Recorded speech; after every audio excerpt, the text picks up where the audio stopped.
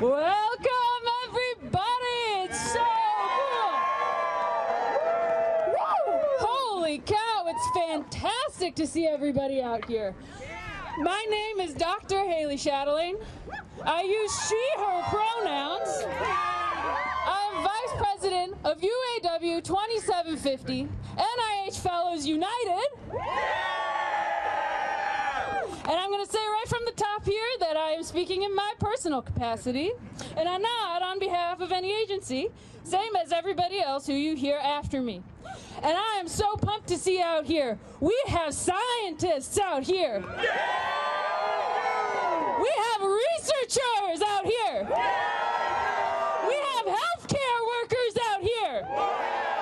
We have federal workers out here. And we are standing up to fight, to win. Let's go.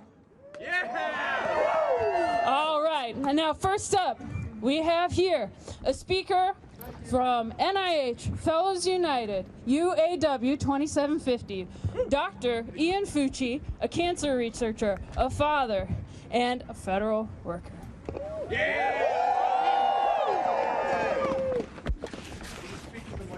Oh yeah, I sure can. My name's Ian. I'm a member of NIH Fellows United. We are the 5,000 fellows at the National Institutes of Health who do research into new treatments for cancer, diabetes, and heart disease. I myself am a cancer researcher. I'm also a husband and a father. I'm the son of a cancer survivor. I care deeply about the work I do and the people I do it for. I'm here today to share with you all the fear, the pain, and the outrage that we've all felt in the past week as workers at the NIH. We heard the news that probationary employees were set to be fired Friday between 1 and 4 p.m. I was called into a meeting at 1 p.m. with other probationary employees and my supervisor. We were told that we might be on the list. All day we sat huddled around our computers waiting for the news, any news. I thought about my family. How could we get by without my salary? I thought about my coworkers. I hope they could get the support they needed. I'm a senior member of my lab. I thought about my research. There's no one to continue it. What treatments would go unfound? What knowledge undiscovered? I packed my things, the artwork my daughter made for me. I hugged my coworkers and wished them luck. We heard at 5 p.m. that most of us were not on the list and that we were safe for then. Maybe scientists, maybe cancer researchers were spared. We could breathe a little. We found out Saturday night that that wasn't the case. On Saturday evening, on a holiday weekend, scientists in my institute were fired. We do not deserve this cruelty. HHS has said they are following the president's plan to streamline the government. Is firing cancer researchers part of that plan? HHS has said they have done this to better serve the American people. Consider the medications you rely on for diabetes, heart disease, or cancer. These were developed in large part due to NIH and NIH-funded researchers. Is destroying years of progress into research really serving the American people? No! We are here today to fight for the future of science, to fight for your family's future, to give the American people hope. NIH-funded medical breakthroughs offer us more healthy years of life for us, for your parents, for your grandparents, for your children, for your friends, and for your loved ones. This administration wants to take that away. We are calling on HHS to fund, don't freeze, the life-saving work we do at NIH. Work we couldn't do. Work we couldn't do anywhere else. Thank you.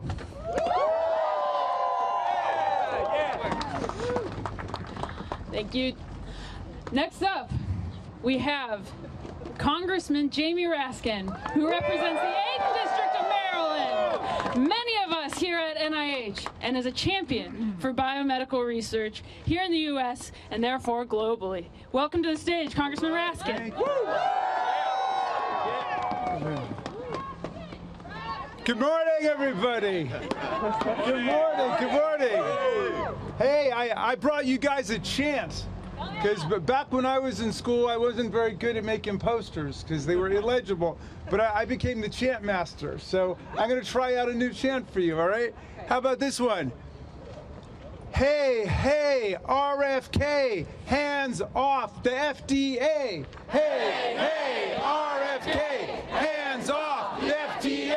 Hey, hey, RFK, hands off the FDA. Hands off the FDA. Not bad for a first try, huh? How about, hey, hey, RFK, we remember JFK. Hey, hey, RFK, we remember JFK. Hey, hey, RFK, we remember JFK. That's right, John F. Kennedy, a champion of science, a champion of medical research, a champion of democracy and NATO, a champion of human rights all over the world. That's the Kennedy we're standing up for today. My name's Jamie Raskin. I'm the congressman from Maryland's beautiful 8th District. I'm the congressman from the National Institute of Health in Bethesda, the world's premier health research institution. I'm the congressman from NOAA, the National Oceanic and Atmospheric Administration. I'm the congressman from the FDA, the Food and Drug Administration. I'm the congressman from NIST, although I always forget exactly what that stands for, but it's very important too. Do I represent anybody out here today? Well, hello to my constituents. It's a beautiful day to be fighting for democracy and science in America. Some people cancel their inaugurations outside for weather warmer than this. But we're out here fighting for science, you know? Neil deGrasse Tyson, who lived in Maryland when he was a professor at the University of Maryland, he said, the great thing about science is it's true whether or not you believe in it. And the great thing about democracy is it's going to win against the autocrats, the plutocrats, the theocrats, the dictators, the despots, and the enemies of science. Now, I've spoken to constituents who've been terminated because they're on probation. And they're on probation because they were promoted. In other words, they're terminated because they were just promoted because they were doing such a good job. That's stupid. That's cruel. That's as stupid and cruel as selling out our democratic allies in Europe, right? That's as stupid and cruel as selling out the people of Ukraine to Vladimir Putin and his filthy fascist invasion.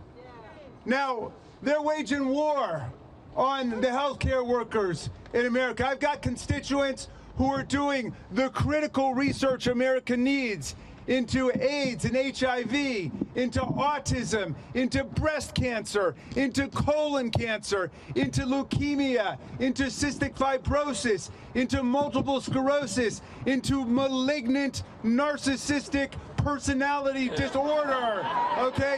All of the deadly diseases threatening America today. Now, why would we do that? I could understand if Vladimir Putin came over here and wanted to turn our medical and scientific institutions upside down. I could understand if Kim Jong-un or President Xi wanted to do that. I could understand if the neo-fascist parties in Europe wanted to do that. But why does our own government want to turn against our own people? It's a scandal. It's a disgrace in 2025.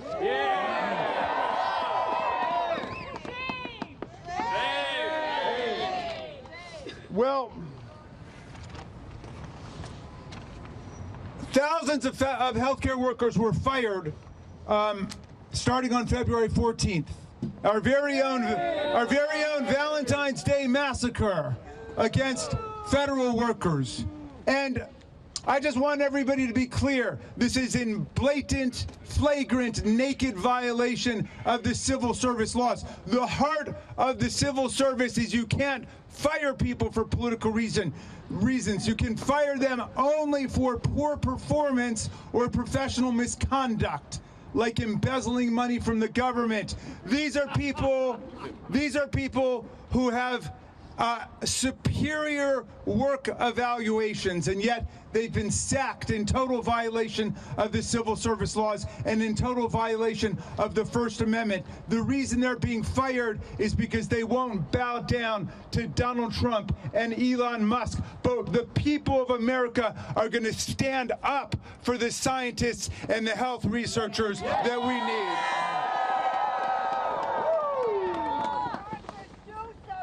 So, excuse me? Congress, do something. Yes, well, we're looking for a few good Republicans to come over and join the Democrats and overturn this radical assault on science and healthcare in America. But I want to close with this thought, because the people you see in front of you today, these are the people who are fighting the viruses that threaten the American people. They're fighting the bird flu, which is starting to be out of control across the country. But fascism is a virus too, okay? Fascism is a virus too, and the people who are out here fighting in sub-freezing temperatures, they are the antibodies. We are the antibodies. And my friends, a rally a day keeps the fascists away, okay? And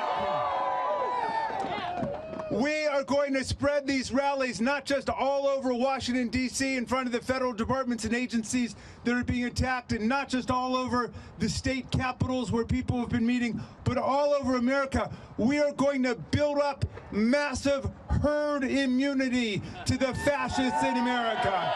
That's what we're going to do. 10 million people in the street. So, 10 million. well, I'd like to, let's see, do I get to introduce Glenn or no? Somebody else? You introduce him? All right, then I leave you with my chant. Did you like it? Hey, hey, RFK, it's off the FDA. Hey, hey, RFK, hands off the FDA. Hey, hey, RFK, hands off the FDA. All right. Yeah. We win. When we fight, We win. when we fight, We win. All right. Excellent. Now, next to the stage, Congressman Glenn Ivy, representative of Maryland's 4th District and champion of healthcare everywhere. All right. How's everybody doing? UAW, are you doing all right? All right. NIH, are you doing all right? All right, we got to keep fighting on this. You know, it's a scary day. It's a scary period. I know it's been something for you all. I'm a cancer survivor. I lost my father to Alzheimer's and Parkinson combined. I lost my mother to heart disease. The things that you all are doing, the research that you're doing is making a difference. We're all counting on you to continue to have a chance to work. And that's why we're here to fight the administration to make sure we can continue allowing you all to do the basic research that we need to save lives, not just here in the United States, but across the world, right? Absolutely, absolutely. And we need to make sure we keep the pressure on every day. I really want to thank you all for coming out here today. When I heard the report of the weather last night, I said, man, it's going to be a low turnout event. But aren't we all here strong today? Yeah, out here strong today. I thought about the Montgomery bus boycott. They marched day after day through the winter, all the way to work and back. You guys are out here carrying on that tradition, and you're going to make a difference just like they did, right? Absolutely. We got to keep going. We need every mini march on Washington day after day to push this forward. We got to fight to take the Congress back. We got to wait 2 years to do it, but we're going to take it back, right? We're going to make Hakeem Jeffries the Speaker of the House in 2 years, right? Yeah, we got to make that difference. And we've got to make sure we keep pushing the Republicans now. now. I know it's important for us to try and fight to make sure government workers can keep their jobs today, and we're going to keep working on it day after day. But we've got to flip those 3 Republicans in the House to make them do it. Some of them represent government workers just like you, right? Yeah. Some of them represent people who get sick from diseases you're doing the research on, right? Yeah. Some of them represent people who are working to make a difference in science and make a difference in the country, right? Yeah. That's why we know we're going to win. You're doing the right things. You're on the right side of history. You're on the right side of science. On to victory. Keep up the great work. Have a great day. Let's go. Stand up. Fight back. Stand up. Fight back. Stand up. Fight back. Stand up. Fight back. Next up, we have one of our fearless researchers, postdoctoral researcher at Johns Hopkins University with UAW postdoc researchers organized, Dr. Jaime Buchanan von Hardy. Thank you very much. How you doing? There's a lot of cold here, but we are very far up, right? So good afternoon, my fellow researchers, family, friends, future union siblings, and concerned citizens, also congressmen. I'm Dr. Jaime Buchanan von Hardy. I am a scientist, as many of you are, here proudly representing Johns Hopkins Pro UAW, the future union for postdocs and research associates of Johns Hopkins University. We are all here today in solidarity to support our national scientific research institutions and the many workers who make them run and have been attacked by the Trump administration and its executive orders. We are also here loudly to advocate for a strong federal agency that provides resources nationwide to its investigators whose interests are driven by curiosity, empathy, and duty to ourselves and our neighbors. Profit-driven scientific research is prone to bias and conflicts of interest, as the kind of trial and error inherent in scientific research often gets in the way of high profits and shareholder values. When a child has a rare form of cancer, the incentive to explore a cure or develop treatments lies in the fact that we, as a society, value human life. Most of us already know how difficult it is to do science under our current working conditions. We have low salaries and suboptimal benefits relative to the years of education and work experience we have gathered. All of us do unique work that only a few others can do. We work long hours and sacrifice weekends to advance our research. We even postpone advancing our personal lives, like starting a family or buying a home. And as many of you at Hopkins are immigrants, which is true for postdoctoral fellows across the country, I cannot tell you how difficult it is to do this life-altering work with the constant anxiety and the mental health toll that looms over us while we work, with the fear that losing our jobs also threatens our ability to stay here in the United States. The new administration, by butchering our budget and electing anti-science leadership, is exacerbating all these aforementioned problems. The funding it will only lead to the further detriment of America's ability to make discoveries, develop treatments, and advance technology. I stand in front of you all today not to sow despair, but to urge my fellow researchers to show our collective strength. Such strength is only obtained when we build community, support each other, and organize. As Hopkins Pro UAW, we will join our fellow researchers unions, such as the NIH Fellows Union, UMD Grad Labor Union, Teachers and Researchers United of Hopkins, and all the many unions taking action today across the country as a part of the higher education labor union movement in the fight against the unprecedented cuts that threatens the country's research, our patients, and our livelihoods. Only through a coordinated effort across academia will we move the institutions. So I appreciate everyone for being here today and for the privilege to speak to you all on behalf of my union and academic researchers across the country. Solidarity to you all, today, tomorrow, and forever. All right. When I say science, you say yeah, science. Yeah. Science. Yeah. When I say healthcare, you say yeah, healthcare. Yeah. Healthcare. Yeah. And joining us now, also from Johns Hopkins, from True UE, we have graduate worker Marie Pierce. Hey y'all, it's amazing to see so many people here today. I'm going to be reading a statement from another worker at Johns Hopkins, another grad worker in our union who wasn't able to make it here today, but our public health department has been really, oh, can you guys hear me now? Okay, louder, okay.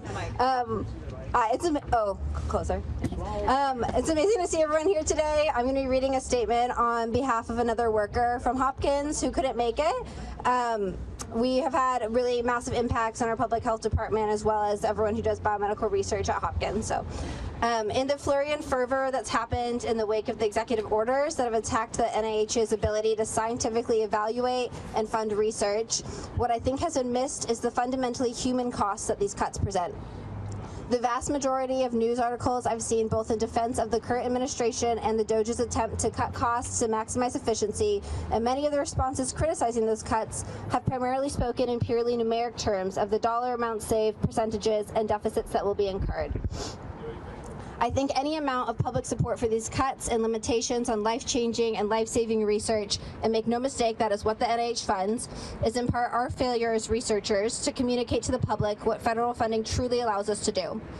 So I want to talk to you today, not in terms of dollars, but in terms of the human costs that will occur should the NIH's ability to effectively process, evaluate, and fund research is impeded by unnecessary and unjustified restrictions. The NIH's total operating budget makes up less than 1% of the total federal budget every year, but that impact on saving and improving human life is immeasurable. At Hopkins alone, these executive orders threaten to jeopardize roughly 600 current and ongoing clinical trials in cancer, pediatrics, children's health, heart and vascular studies, and the aging brain, among many others. The care, treatments, and medical breakthroughs these trials offer are not overhead or excess spending costs, but offer a hope and scientific progress to families in their greatest need. The consequences of cuts to NIH and public health research have not only direct effects but also indirect effects on the state-run programs, because states must now determine how to make up budget deficits as allocations to state public health programs are also beginning to dry up, which is ironic from an administration that claims to be prioritizing states' rights. In Maryland, these cuts to federal funding have resulted in the state government being forced to consider ending key services for individuals battling addiction that are necessary to staunch the fourth wave of the opioid epidemic. The rapid shift to a ban on DEI measures presents a moral, ethical, and scientific cost to research. These executive orders against wokeness have resulted in clinical care disruptions. Studies that explore pregnancy and maternal health outcomes for pregnant people have been shuttered.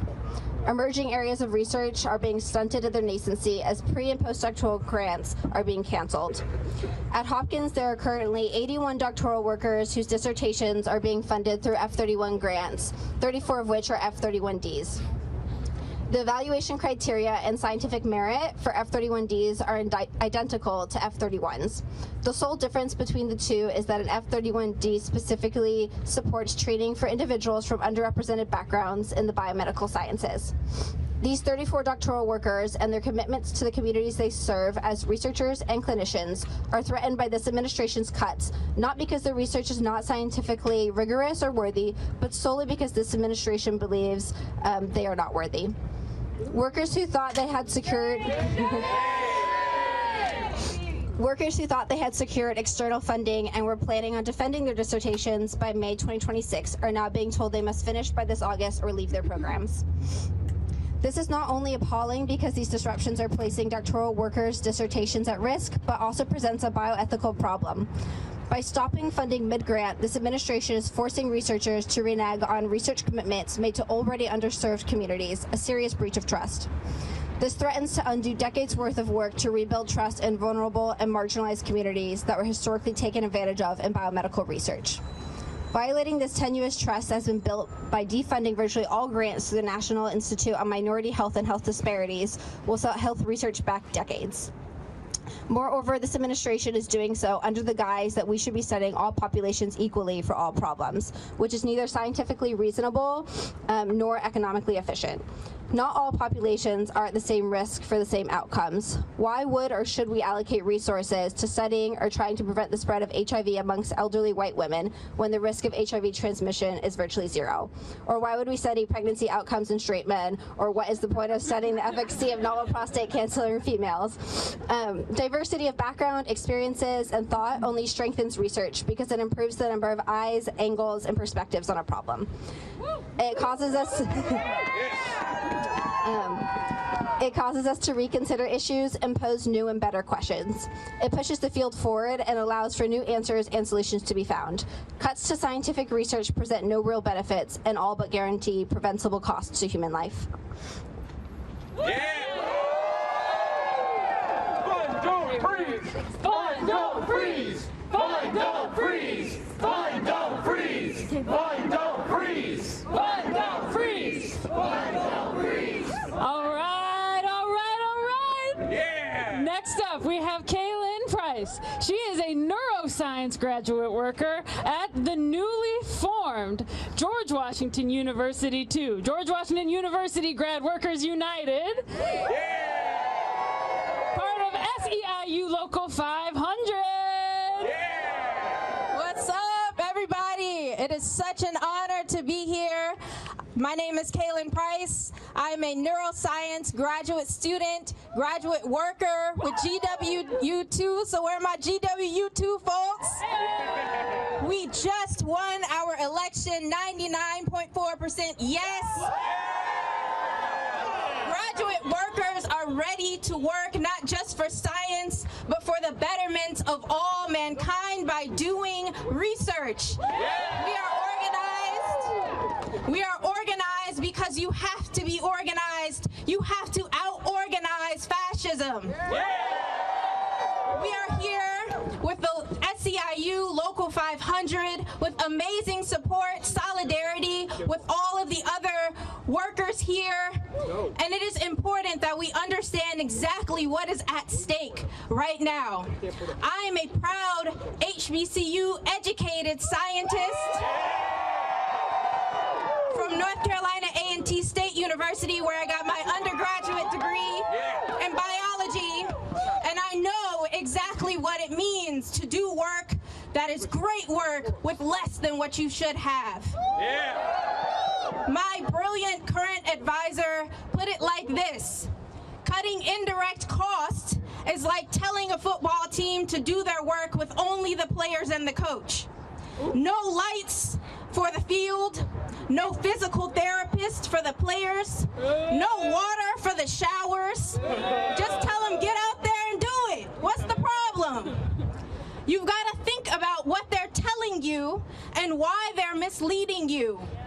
They want you to be angry and misinformed, incensed and ignorant. They want you, Trump and his unelected billionaire backers, want you to look at the people like us making $20,000, $30,000, $40,000 a year, working late nights through the weekends because we believe that much in the work that we do as the enemy.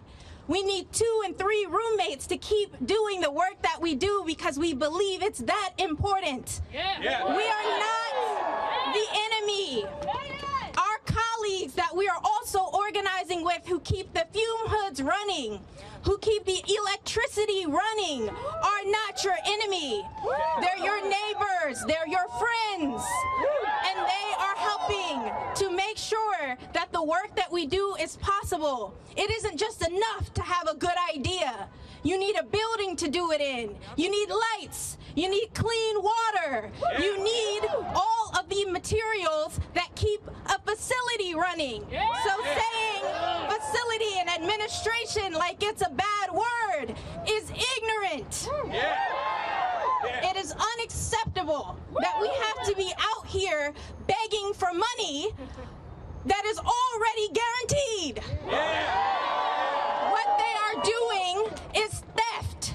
They are stealing from you, from me, and it's crazy that it's tax season. I'm not even making that much, and I'm watching it go away. They want to fund $18 billion in government contracts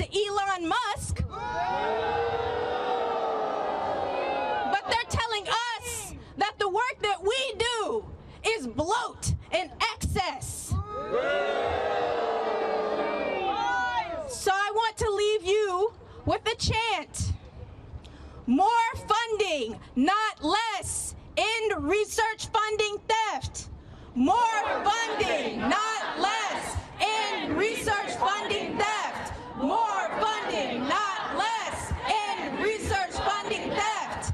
Keep coming out here. Keep telling people what you do and why it's important. Let people know that we cannot survive as a society without the work that scientists, clinicians, and educators do every single day.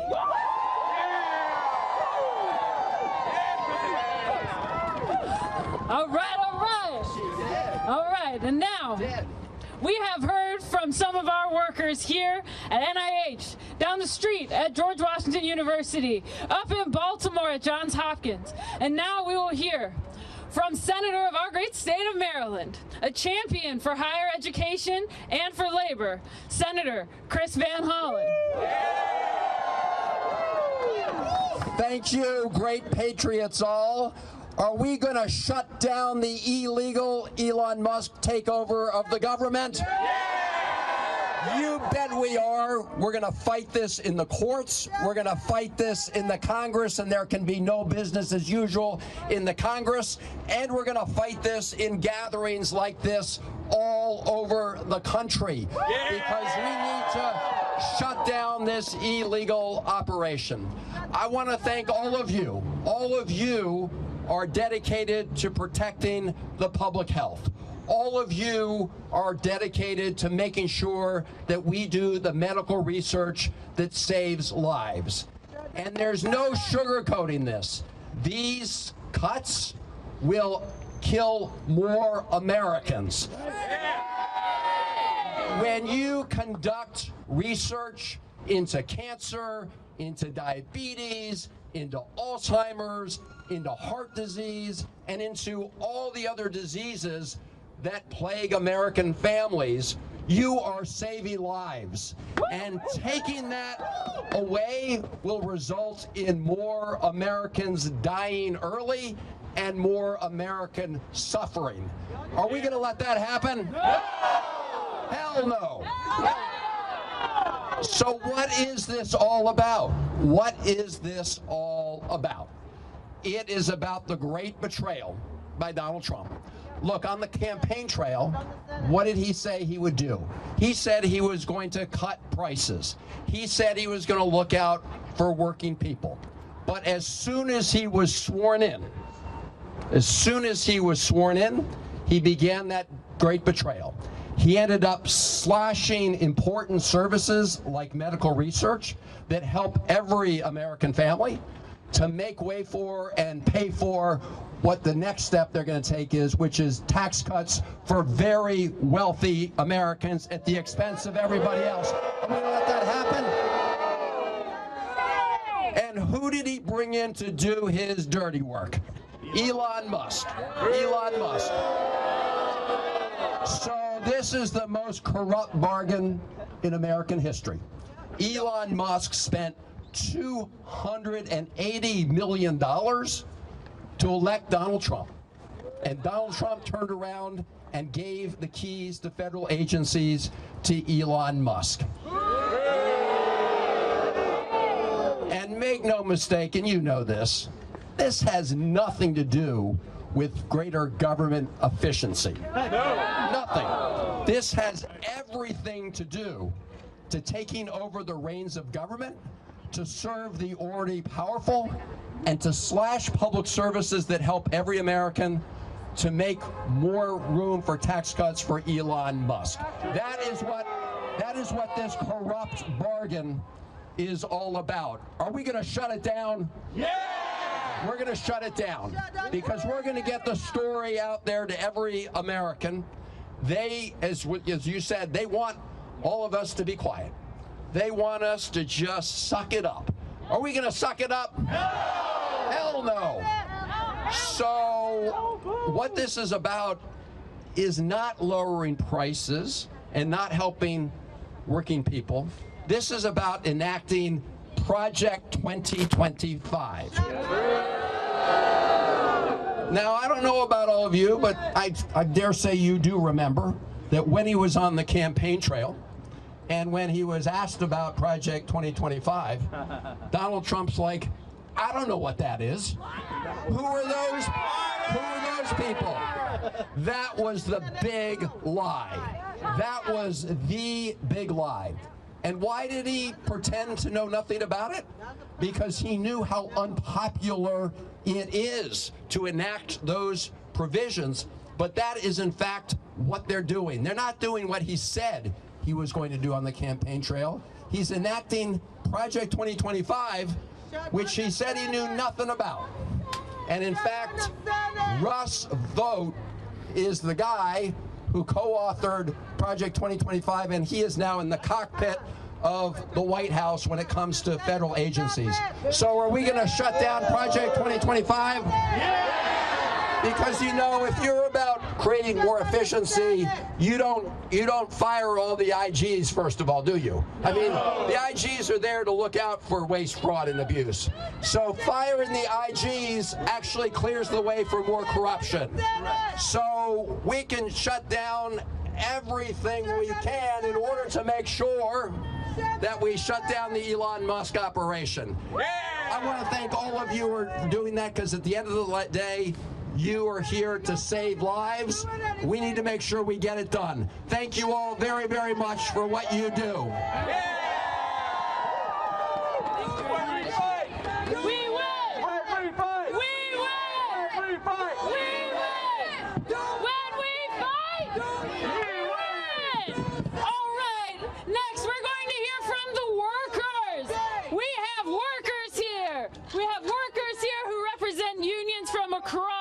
Maryland and DC. We've got workers from UAW, Pro Stocks, researchers organized, UAW Pro, can I hear you?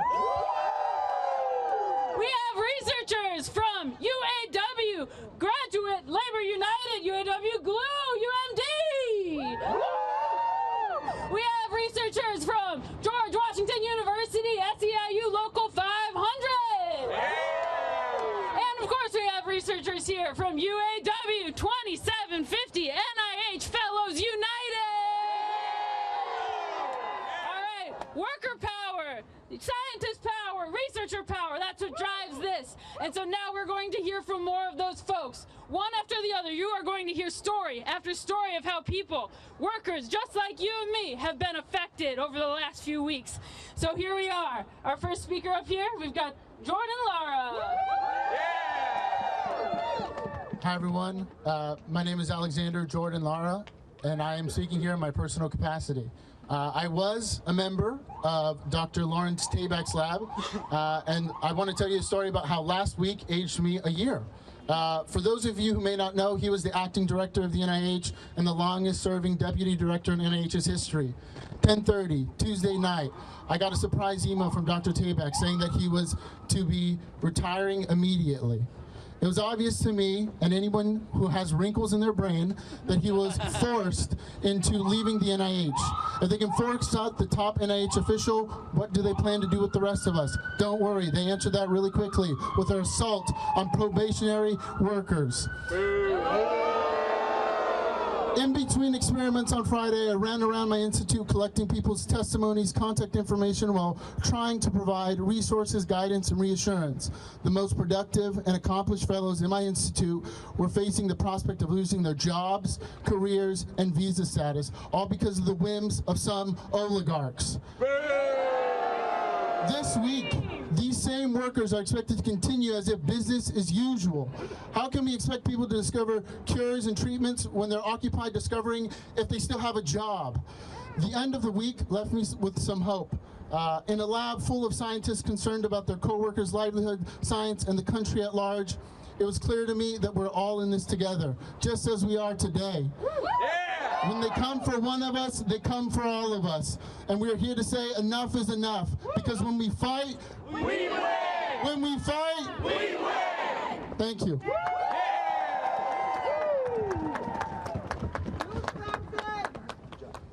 Hello, everyone. My name is Milo Taylor, and I'm a member of UAW 2750, also known as NIH Fellows United. And frankly, I don't want to be here. I want to be in my lab focusing on my research. But I can't. I want to be building community with queer scientists that I have been proud to lead, but I can't.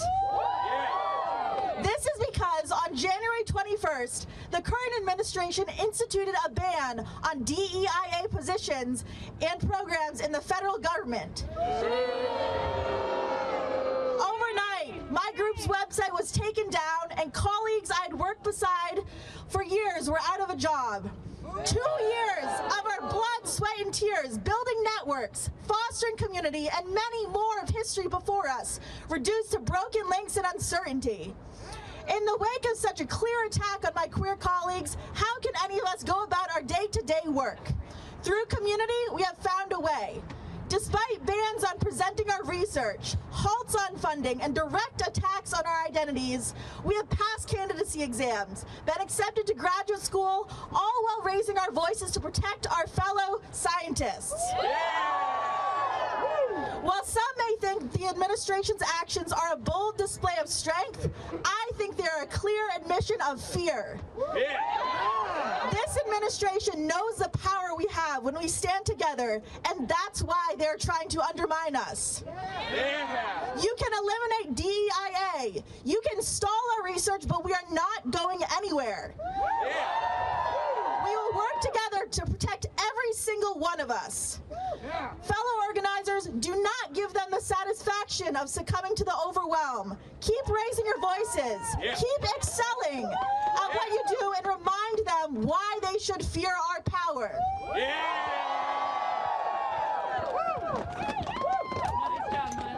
Hello, my name is Connor Phillips, and I'm with NIH Fellows United. As you've heard from others today, the NIH is what makes the U.S. the world leader in biomedical research. The best scientists come here because we can solve the world's most challenging problems in health. You may not be able to tell by looking at me, but I have cerebral palsy. I am this healthy because of therapies developed in the U.S. that helped rewire my brain after a stroke, allowing me to live my fullest life. My experience inspired me to become a scientist at the NIH, where I have developed new therapies to improve the lives of other children with cerebral palsy and help develop a new understanding of how the brain functions. Now, as a result of these cuts from the Trump administration, I am prevented from continuing this research, even as an unpaid volunteer. When I hear people say these cuts are making our government more efficient, I'm at a loss. How can that be true when I'm prevented from working for free? As someone who hopes to be a great scientist one day, I'm questioning whether that will be still possible in the United States. If this story speaks to you, call your senators and tell them to fund our science.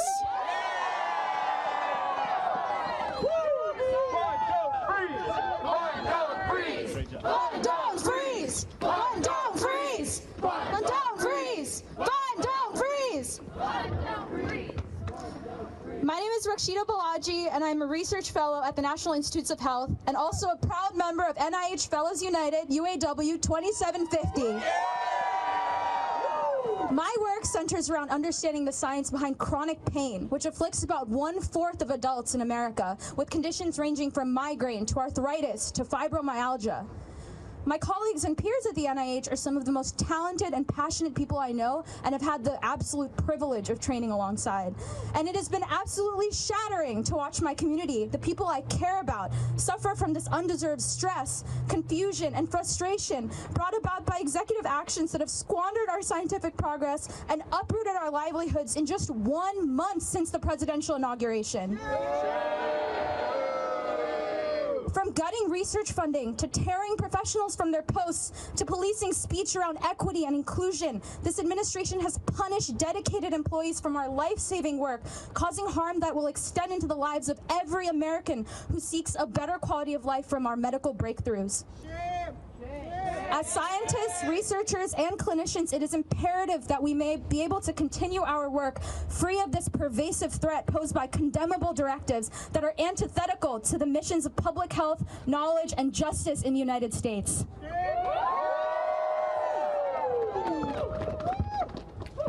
Hi all, I'm Dr. Amanda Shaver. I'm an NIH NRSA supported postdoctoral fellow at Johns Hopkins University. I've been working in the fields of biology and genetics since 2006, and it's been my long-term goal to become a professor, to inspire people to become scientists, and to conduct science that will actually improve the lives of others. I study genes responsible for drug resistance in parasitic worms that cause debilitating diseases to approximately 2 billion people worldwide. I've worked really hard for the last 19 years to build a career in science, and these NIH cuts and loss of funding opportunities have not only threatened my current research, but will jeopardize my future research and my ability to pursue science and stay employed in my own country. America has been at the forefront of science and a leader in the world, but implementing all the cuts and restructuring proposed by the Trump administration will devastate science and healthcare in America. These cuts in science will diminish our standing in the world. Thank you. Fight back! Stand up! Fight back! Stand up! Fight back! Stand up! Fight back! Stand up! Fight back! Hi everybody, my name is Summer Harvey. I am an epidemiologist and a graduate student at George Washington University. I'm here with SEIU Local 500, and I'm a former member of NIH Fellows United. I am still researching at the NIH in a capacity as a volunteer, and that's where I personally have experienced censorship. I do research in cancer screening, I do research in gynecology, and because I was researching gynecologic disease in queer women, I was told that even though I don't get paid by the NIH, that I need to publish that research through my affiliations at GW, which is why, as a graduate worker, I know that we need a strong contract that says from GW they will protect our right to do our research well and to protect us from censorship. So that's my story, but I actually have a story from one of our colleagues at the GW Cancer Center who can't be here today, Dr. Mandy Pratt Chapman. This is from her. I'm sorry I cannot be at the rally today as I have a competing commitment on the West Coast. Thank you for defending research and scientific truth. I never thought it would be remarkable to point out that telling the truth matters. Simply saying something exists or doesn't exist, happened or didn't happen, does not make it so. Despite the reality show antics of politics in 2025, the truth still matters. So do people and so does science. On January 31st, I received a phone call that my National Cancer Institute funded study was terminated. I never received a written letter, but I was told to stop work immediately and that no more research expenditures would be allowed. My study to explore how to safely collect sexual orientation and gender identity in cancer care practices was in response to the American Society of Clinical Oncology, the American Medical Association, the U.S. Preventative Services Task Force, and many other national professional standard-setting bodies that recognize that we need better data to create better clinical guidelines for lesbian, gay, bisexual, transgender, queer, and intersex people. My research was terminated as a result of the president's executive orders, presumably the quote-unquote defending women from gender ideology, extremism, and restoring biological truth. Despite this rhetoric, nothing in this order defends women. What this administration does best is to call something the opposite of what it is and repeat it over and over again until we're confused about words even mean or what is true. This is the oldest totalitarian tactic in existence. The Defending Women Executive Order declares that basic federal policy on truth is critical to scientific inquiry, public safety, morale, and trust in government itself. I couldn't agree more. But the order then proceeds to define sex as an immutable biological classification that erases the existence of 5.6 million U.S. residents born intersex. While doctors have hidden the bodies of intersex people for centuries, this does not change the fact that 1.7% of the population is indeed intersex. The World Health Organization has only in recent years demanded an end to stigmatizing and performing surgery on healthy intersex people. Likewise, dehumanizing transgender people and defunding LGBTQI research flies in the face of scientific truth and public safety. My colleagues and I have worked hard to make healthcare kinder, more affirming, and more accessible to the 7.6% of the U.S. population that identify as LGBTQ, particularly those affected by cancer. 1 in 10 people in the nation's capital identify as LGBTQ. LGBTQI individuals have unique needs that are not historically served. LGBTQI people require tailored care across the cancer continuum. It has taken several decades to build trust among these patients and research participants so they feel safe to disclose their sexual orientation and gender identity to clinicians and researchers. I now hear every day people say they will never truthfully answer such questions again. This is understandable since all safety has been explicitly removed and our national leaders are denying their very existence. The result is that our ability to discern important patterns that can make clinical decision-making has been severely damaged.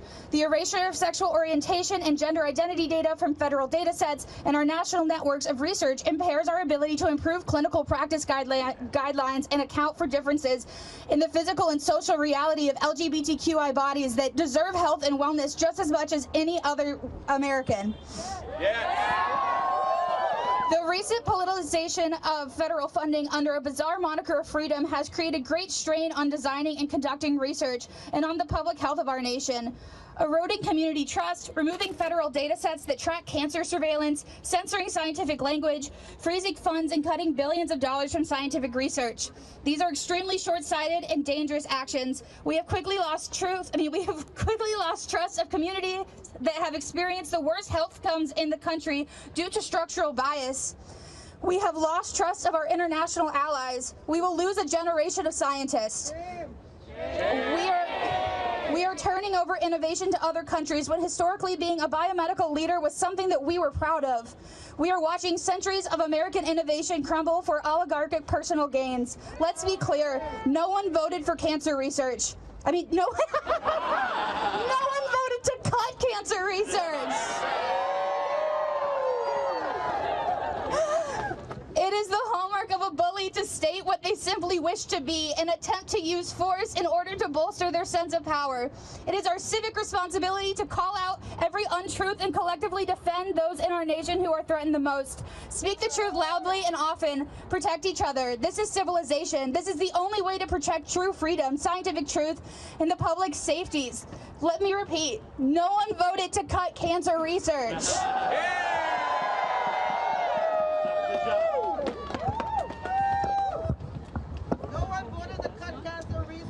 Hi, my name is Bushra and I am a writer-editor at NIH.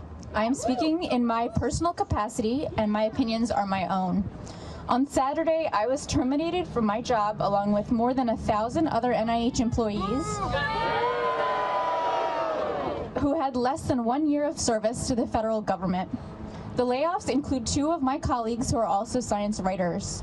These layoffs have decimated our small team. We translate technical research into compelling stories and content so that you, the American public, know about the research your tax dollars are funding. We write about conditions that affect the head and neck, including cancer, facial deformities, and various infectious and chronic diseases. By providing information that is clear, accurate, and easy to understand, we help people make wise, informed decisions about their health. Clear communication about science is just as important as the science itself. If we care about government accountability and transparency, we cannot fire the passionate science writers with specialized skills who work hard every day to advance public health and serve the American people. Thank you. All right, we here as workers, we're not just workers in science and in research and education, we are also federal workers. And so now we will hear from leaders from some of our national federal unions. And first up, we have President of IFPTE, Matt Biggs. Thanks. Yeah, and Gay Henson, our Secretary Treasurer, is here too. For folks that aren't familiar, IFPT, we represent 90,000 workers. We represent 90,000 workers throughout North America, and about 35,000 of those that we represent are federal employees, just like the federal employees you've heard from today. Scientists, engineers, technicians, scientists at NASA, for example. So we're here in this fight, and I'll just say, all the unions in here, brothers and sisters, we are, and we love you all, we are the only thing, the labor movement, standing between complete anarchy in this country and bringing this country back to reason. It's the labor movement. We're going to save the country. All right? All of us. Now, I'll just say, I think I see a sign back there saying, Congress, wake up. Yeah, I'll just say this about Congress. I've heard some people back here chanting about Congress. Congress is doing as bad as Trump and Musk are. They're despicable human beings, let's just say it. As bad as they are, and they're running a coup on this country right now, and the Congress isn't doing a damn thing about it. Doing nothing. The Republicans that run the Congress, they run the whole thing. They control the whole agenda. They have handed over their legislative branch responsibilities to a couple of billionaires who are now running a coup on the country right now. Shameful, shameful. And we should hold these Republicans accountable. It's them. It's them right up there in this Congress. So I just want to say, brothers and sisters, it's us in the labor movement. We're the ones following the lawsuits. We're the ones right now out at this rally. We're holding rallies all over the country. Kudos to everyone to put this rally together and all the rallies around the country today. Hats off.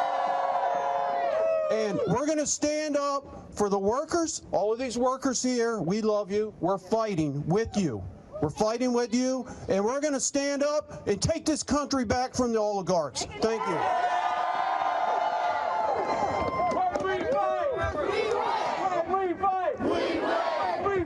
We win. Hello, everybody. I'm Randy Irwin. I'm the president of the National Federation of Federal Employees. How you doing? Great to be here today. Boy, this is happening all across the country. What an amazing thing. We need people in the streets. People are finally waking up, seeing what's happening in this country, seeing our, the critical services that we rely on just being torn down. It's unbelievable. But I want to thank all the federal workers that are here.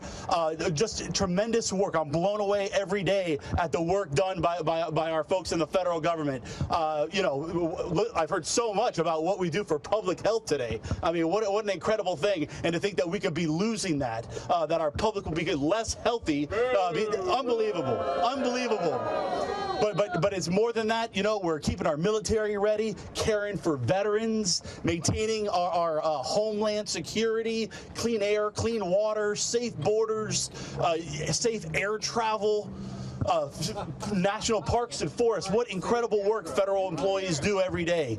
Okay, and we cannot let these things go away in this country. People do not even understand what this country would look like if those things actually happened. But thank you for your work, and thank you for being here and demonstrating against the tyranny that we are seeing in this country right now.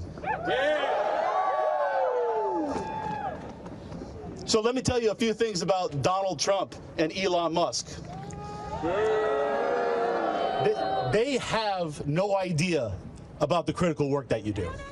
No idea whatsoever. And they don't care. They don't care. They offered resignations to 90% of the federal government. Do you know how irresponsible that is? They are putting public safety at risk. They are inviting communities to burn. No exaggeration. They are inviting airplanes to fall out of the sky. No exaggeration. Is that acceptable? No! Is that acceptable? No! And here's another thing. And I got a message for Donald Trump. You swore an oath to the Constitution, and you are not upholding that oath. The things that he is doing are blatantly illegal. He knows it. He admits it. Under Article 2, Section 3 of the Constitution, he must faithfully execute the laws of this country, and he is not doing it. And I don't care who you are or who you voted for, you should be furious about that. And I got a message for Congress, too. What are you doing about it? Look at what we've seen. Look at the violations of the law and the Constitution, and we don't have one hearing. How gutless is this Congress? This can't continue. This cannot continue. This madness absolutely has to stop. So, but let me tell you, it's the folks, it's getting in the streets and delivering the message, not letting up.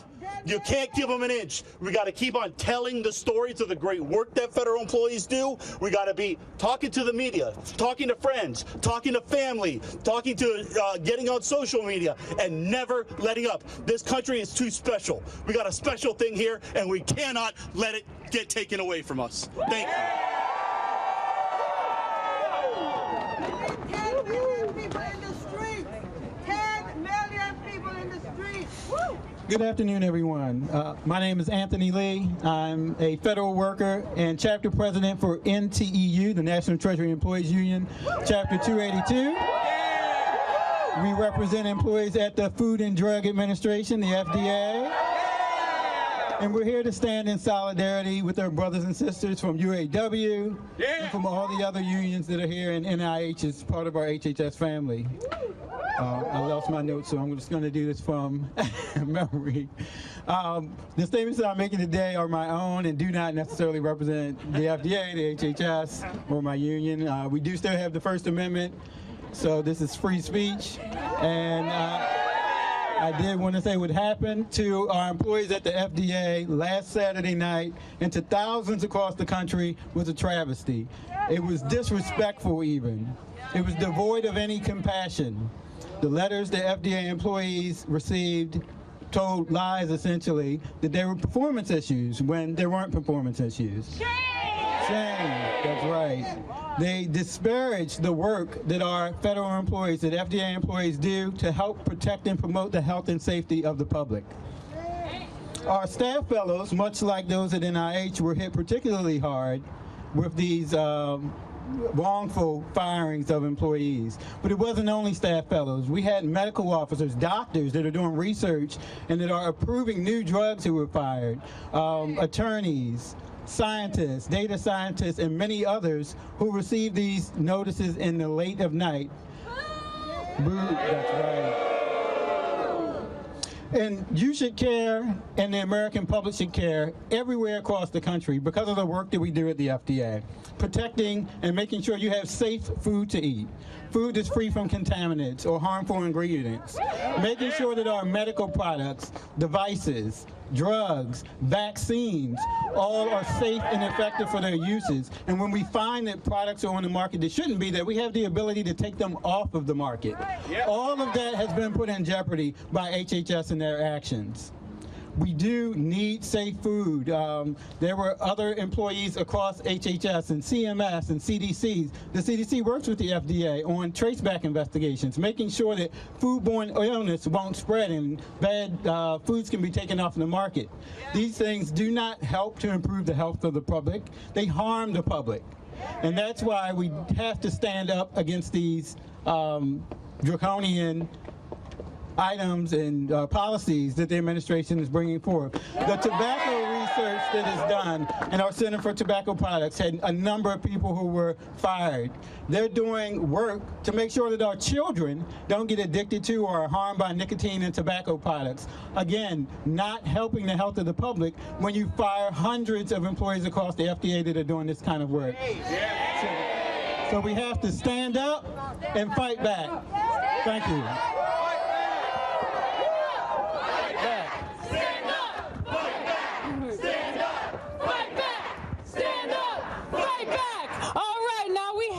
One final speaker, and you know, all this last hour, we have heard from people across so many different fields, and it is so clear that this touches every single one of our lives. and we are all out here doing something about it. And now to close us out, we have President of UAW 2750 NIH Fellows United, Emilia Ventriglia. It's like Haley said, this is affecting all of us, every single one of us, your mom, your dad, you, anyone who has health, anyone who eats, anyone who ever has to go to the doctor. Every job means, every job that's lost one less scientist who's fighting for cures, one less educator to teach the next generation, one less public servant keeping our food, keeping our environment, keeping us safe every day. Shame! Shame! Every dollar cut isn't just a shrink in the budget. It takes something from every single one of us. It's theft. It's theft from our health, our education, our security. These are extreme freezes and cuts that attack not just us, but every taxpayer. It's our rights, and this isn't over. We're not going away. We know that there's more cuts to central services coming to Americans in science, and we're not going to back down. We will not go away. Look around.